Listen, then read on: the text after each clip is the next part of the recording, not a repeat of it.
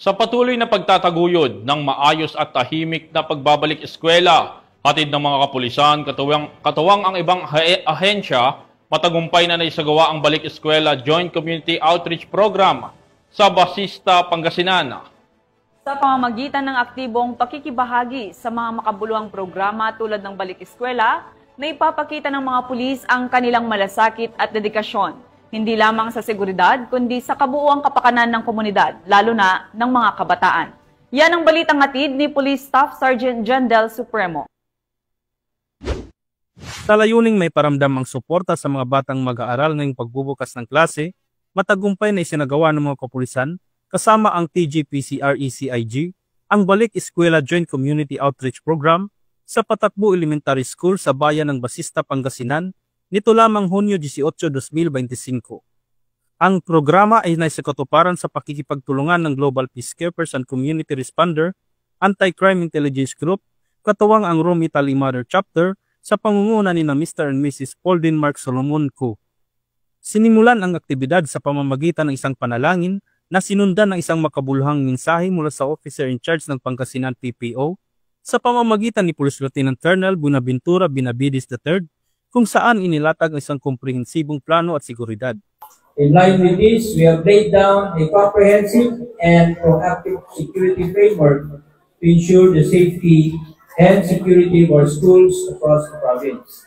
In support of the Chief PNP School for prompt police response in action, we have strengthened our coordination mechanisms to make sure that any incident, big or small, will be responded swiftly, professionally, and with compassion. Nagbigay rin ng mensahe ang GPCRECIG Commander ng Pangasinan Chapter na si Louie Turalba Torres. Ito po yung unang-unang kong napili na school. Sabi ni Ma'am Daisy, founding president sa Italy, sabi niya sa akin, maghanap ka ng school na pwede natin tulungan, bigyan ng mga school supplies. Alam niyo, hindi po ako ng dalawang isip. Unang-una kong naisip, Patakbo Elementary School. Matapos ang mga mensahe, isinagawa ang presentation of certificates bilang pagkilala sa mga katuwang sa programa. Sinundan ito ng pamamahagi ng mga school supplies, food packs at libreng gupit sa mga estudyante. Taus-puso namang nagpapasalamat ang National Commanding Chairman ng GPCRECIG upang may sakatuparan ng programang ito. Kaya po nandito po ang GPCRECIG